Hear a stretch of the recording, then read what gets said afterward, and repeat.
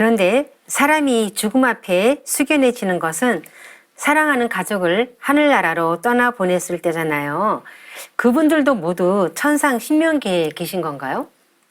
결론은 제가 좀 전에 말씀드린 것처럼 사람은 누구나 죽으면 천상 신명계에 다시 태어나는 것이 이 생명의 순환 법도입니다. 이 천상에는 지상에서 이 살아가는 이런 인간들보다 훨씬 많은 그런 조상님들이 계십니다. 그래서 옛말에 백조 일손이다. 100명의 조상에 한 명의 자손이다. 이런 말, 천조 일손이다. 이런 말이 있지 않습니까? 그것은 천상 신명계의 이 지상을 다녀간 모든 그런 돌아가신 분들께서 천상에 이렇게 존재를 하기 때문에 그렇게 될 수밖에 없는 것이죠. 그래서 이런 조상신은 다른 말로 설령신이라고 저희들은 호칭을 합니다. 그리고 이런 설령신은 실제 이런 사람의 모습, 아까 우리가 인간의 참모습을 할 때 인간은 겉사람과 속사람이 있는데 이 속사람은 이 겉사람인 우리가 보는 이런 모습하고 똑같다. 이렇게 정의했지 않습니까? 네. 그 똑같은 모습으로 천상 신명세계에 살아가고 계시면서 그래서 우리는 설령신으로 받들어 드리는 겁니다. 그래서 이런 설령신이라는 분들은 이 나를 낳아주신 부모님을 비롯해서 그런 이전에 살다 가신 직계 조상님의 조상 또는 그 외가 조상님들의 이런 설령신 이런 모든 분들을 합해서 일컫는 말입니다. 단지 지금 내 눈에 보이지 않고 귀로 들리지 않을 뿐이지 조상님을 비롯한 먼저 가신 가족들이 신명으로 살고 있다는 것에 감사함을 느끼게 되는데요. 예전에 우리 도생님 한 분이 잃어버렸던 가족을 찾은 것 같아 정말 기쁘다고 하셨던 그런 말씀이 생각이 납니다. 네, 이와 같이 이제 하늘나라에 존재하시는 그런 조상 설령들께서는 그러면 이제 어떤 삶을 살아가고 계시느냐 결론적으로 말씀드리면 이분들은 자손들만을 위해서 살아가고 계신다. 이것이 최종 결론적인 말씀입니다. 먼저 상제님의 도전 말씀을 한번 살펴보면 사람마다 그 닦은 바와 기국에 따라서 그 임무를 감당할 만한 신명이 호위하여 있나니 만일 남의 자격과 공부만 추앙하고 부러워하여 제1의 게으른 마음을 품으면 신명들이 그에게로 옮겨가느니라. 못났다고 자포자기하지 말라. 보호신도 떠나느니라. 이 말씀에서 우리는 사람에게는 그 사람을 보호해주는 보호신이 계시다는 것을 깨달을 수가 있습니다.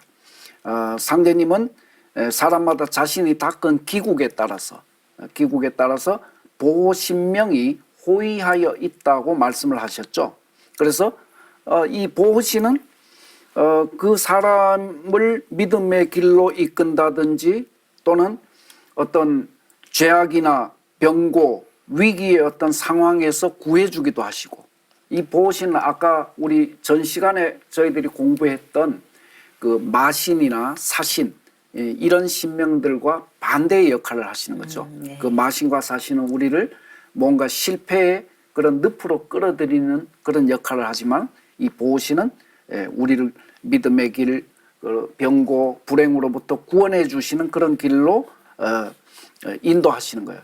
그래서 지금도 우리 곁에는 이 바람처럼 소리 없이 그런 보호 성신들이 우리를 도와주고 계시는 것이죠.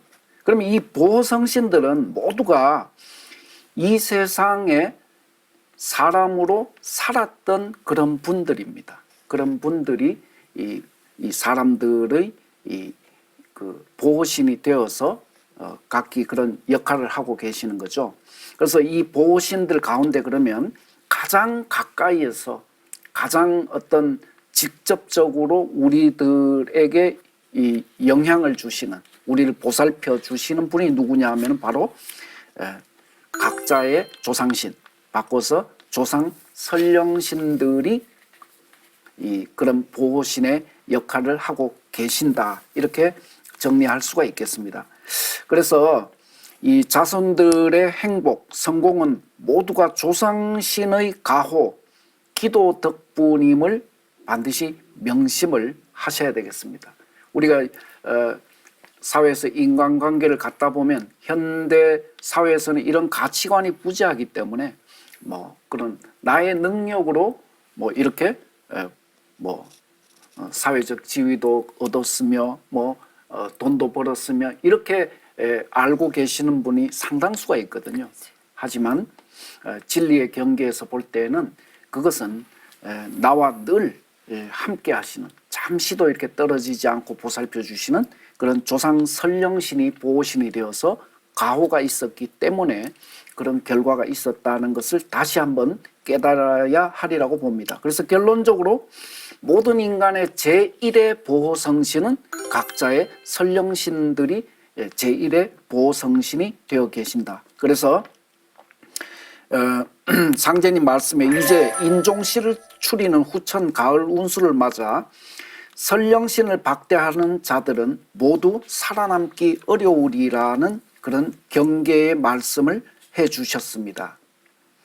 다양한 성신들이 이렇게 존재하지만 자손에게는 선령신이 가장 존귀한 존재임을 말씀을 하신 거죠. 1년 365일. 그리고 천년 만년 늘 자손과 함께하는 조상신은 자손에게 생명을 내려주고 자손의 생사 화복에 직접 관여하는 가장 위대한 그런 성신일 것입니다. 자신을 보호해주는 보호신을 수호천사라고 하는데요. 그 중에서 가장 으뜸이 되시는 분이 조상님이라는 말씀이네요.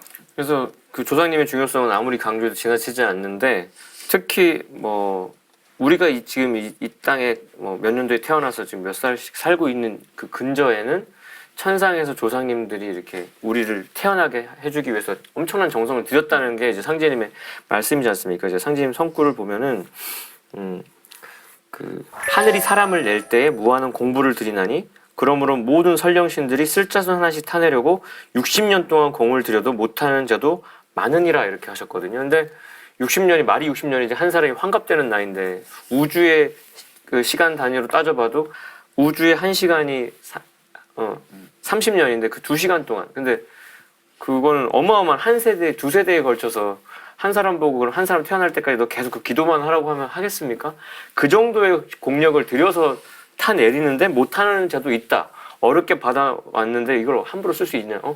그 공연장 티켓을 어렵게 구해가지고 그 자리에 앉았는데 그거를 함부로 남발할 수도 없고 버릴 수도 없는 거죠. 그러니까 명부사자나 명부대왕이 그 경기장에서 한 선수를 빼는 역할을 한다면 조상님은 그 경기장에 그 선수를 집어넣는 역할을 하는 거니까 그 기회를 따내려고 우리가 열심히 그렇게 천상에서 기도하고 도 닦았는데 그 기회를 마련해 주시는 분이니까 너무너무 소중해서 세상 종수사님께서는 이렇게까지 말씀을 하셨습니다.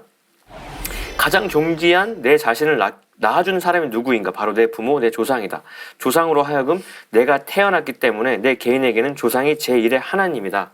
상제님보다도 우선되는 제1의 하나님이다. 하여 조아홍 하나님이신 증사사님께서는 너희는 선령을 찾은 후에 나를 찾아라. 하나님이 허락한, 당신은 둘째가 될 수 없는 분인데도 내 앞에 조상님 먼저 받들어야 네가 법도에 맞다로까지 이렇게 일러주셨으니까 새삼 다시 한번 각성을 하지 않을 수 없습니다. 조상님이 제1의 보성신이자 제1의 하느님이다. 조상님이 무한한 사랑과 은혜를 느끼게 하는 말씀인데요.